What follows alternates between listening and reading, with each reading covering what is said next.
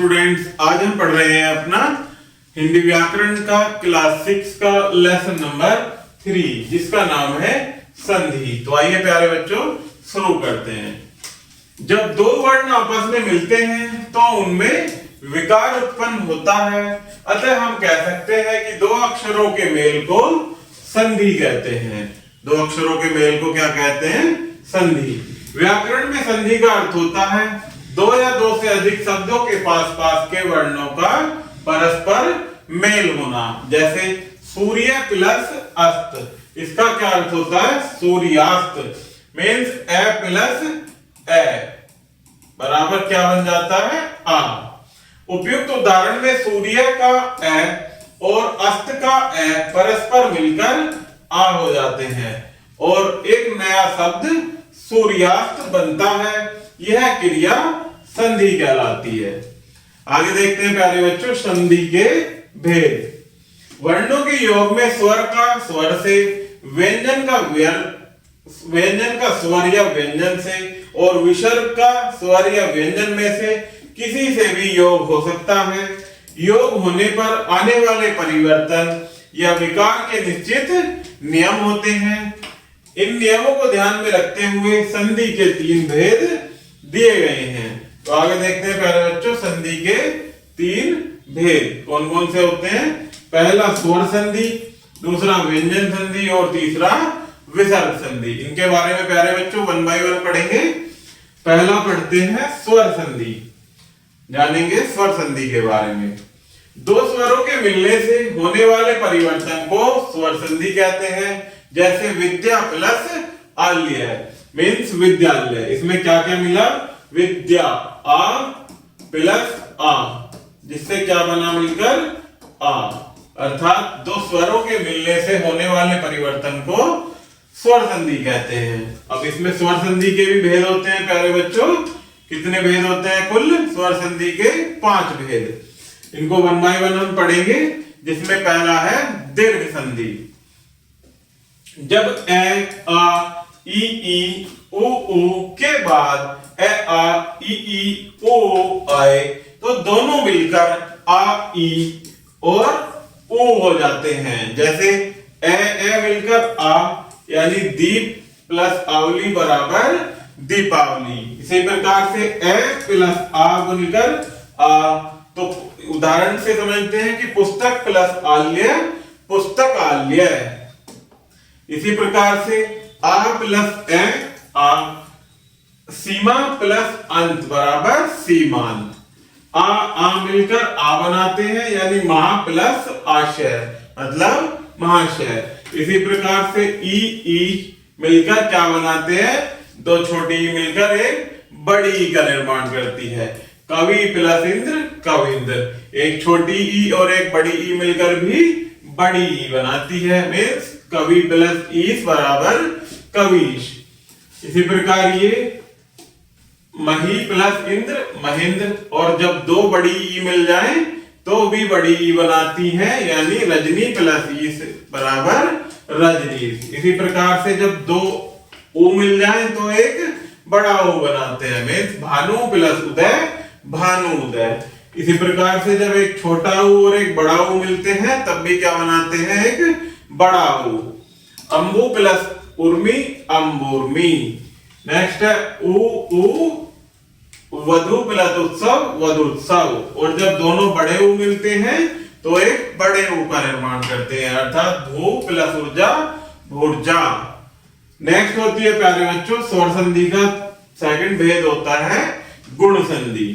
इसमें ए या आ के पश्चात ई या ई आने पर दोनों मिलकर ए हो जाता है। जैसे देव प्लस इंद्र मीन्स देवेंद्र। नर प्लस ईश नरेश। रमा प्लस इंद्र रमेश। रमा प्लस ईश रमेश। नेक्स्ट है ए या आ के पश्चात उ या ऊ आ जाने पर दोनों मिलकर ओ हो जाता है। जैसे समय प्लस उचित समयोचित। महा प्लस उदय। जल प्लस उर्मी जल उर्मी। और गंगा प्लस उर्मी गंग उर्मी। ए या आ के पश्चात ऋ आ जाए तो अर हो जाता है। जैसे सप्त प्लस ऋषि सप्तऋषि, महा प्लस ऋषि महर्षि। नेक्स्ट होता है प्यारे बच्चों वृद्धि संधि। ए या आ के बाद ए या आई हो तो दोनों मिलकर आई हो जाता है। जैसे मत प्लस एक के मतेक्य, सदा प्लस एव सदैव। इसी प्रकार से ए या आ के बाद ओ या औ हो तो दोनों मिलकर औ हो जाता है। जैसे वन प्लस ओषधि वनौषधि, महा प्लस ओजस्वी महोजस्वी, परम प्लस औदार्य परमोदार्य। इसी प्रकार से प्यारे बच्चों स्वर संधि का चौथा भेद होता है यण संधि। इसमें ई के पश्चात कोई भिन्न स्वर आए तो ई के स्थान पर यह हो जाता है। जैसे अति प्लस अधिक अत्यधिक, इति प्लस आदि इत्यादि, प्रति प्लस एक प्रत्येक, अति प्लस उक्ति अत्युक्ति। नेक्स्ट होता है इसका रूल कि उ के पश्चात कोई भिन्न स्वर आए तो उ के स्थान पर वह हो जाता है। जैसे सु प्लस अच्छ स्वच्छ, अनु प्लस ऐसन अन्वेषण, ये बन जाता है अन्वेषण। नेक्स्ट होता है कि री के पश्चात कोई भिन्न स्वर आए तो री के स्थान पर र हो जाता है। जैसे मात्र प्लस आज्ञा मात्राज्ञा। नेक्स्ट होती है प्यारे बच्चों स्वर संधि की पांचवा भेद अयादि संधि। ए के बाद कोई भिन्न स्वर आए तो ए का ए हो जाता है। जैसे ने प्लस अन मीन्स नैन।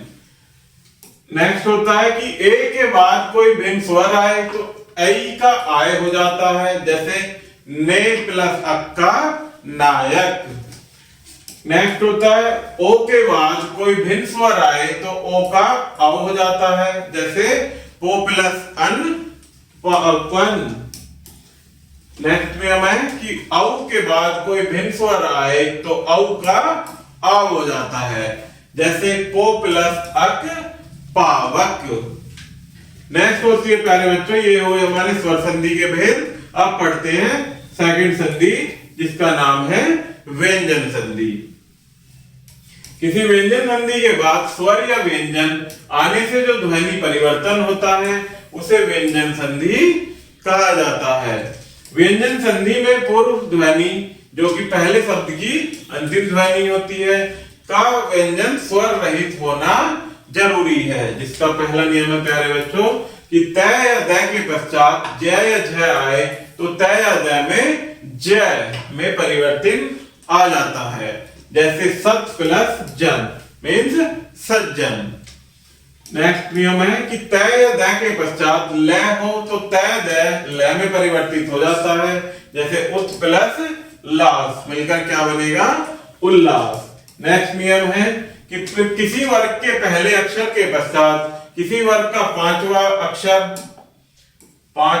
अक्षर आ जाए तो पहला अक्षर अपने पांचवें अक्षर के में परिवर्तित हो जाता है। जैसे उत प्लस नैन तो त प्लस न उन्नयन।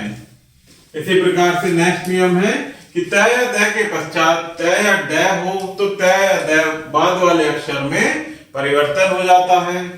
नेक्स्ट नियम है किसी वर्ग के पहले अक्षर क च ट त प अर्थात प्रत्येक वर्ग का पहला वर्ण हो तो उसके पश्चात कोई स्वर किसी वर्ग का तीसरा चौथा अक्षर य र ल व ह में से कोई अक्षर आ जाए तो पहला अक्षर अपने वर्ग के तीसरे अक्षर में परिवर्तित हो जाता है। जैसे चित्त प्लस आनंद तो इसका क्या बनेगा त प्लस आ बराबर दा यानी चिदानंद।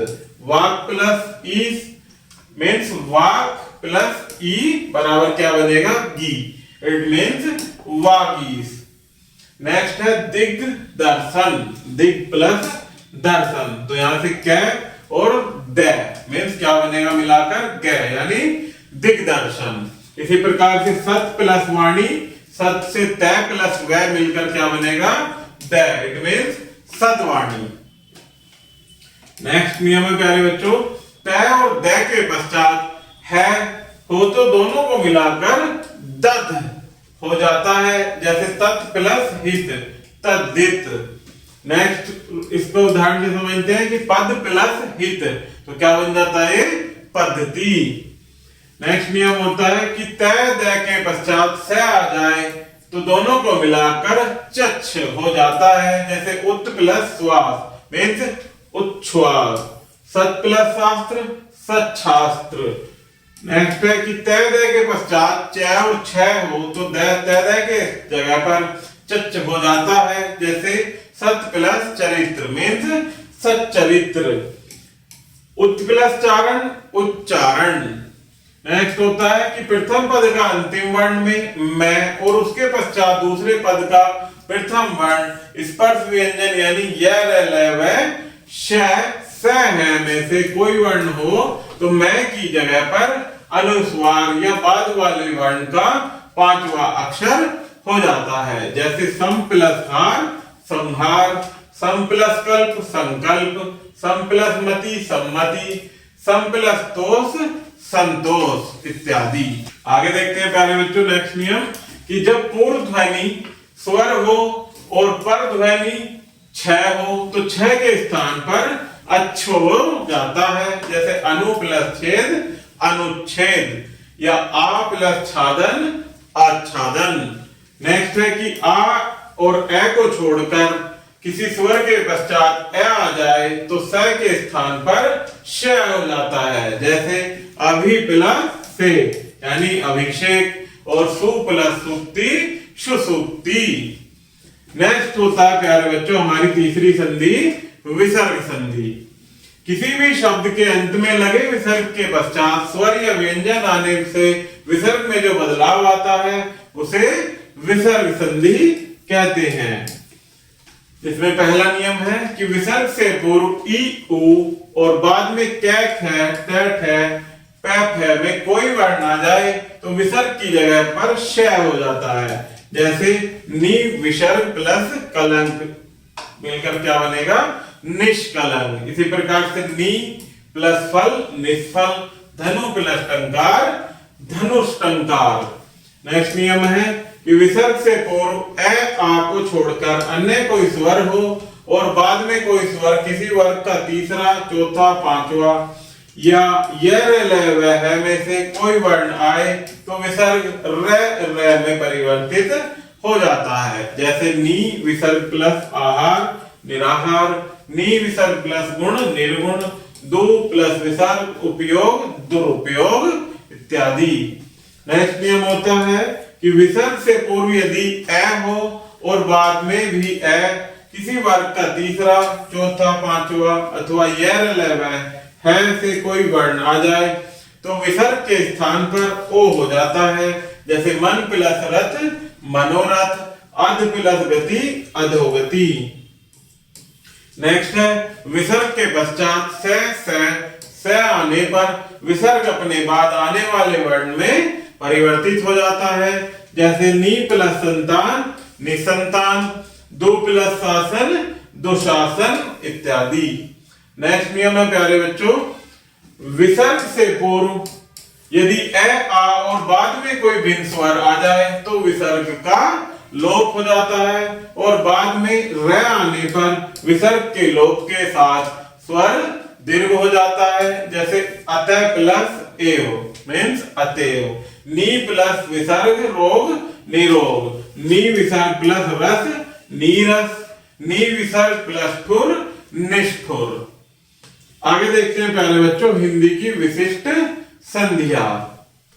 हिंदी की कुछ विशिष्ट संधियां जैसे है को भय, जब तब कब सब इत्यादि शब्दों के पश्चात जब ही आता है तो ब के स्थान पर भय हो जाता है और ल का लोप होकर बड़ी की मात्रा भय के साथ संयुक्त हो जाती है, जैसे कब ही मीन्स कभी, सब ही मीन सभी, तब प्लस ही मिलकर तभी।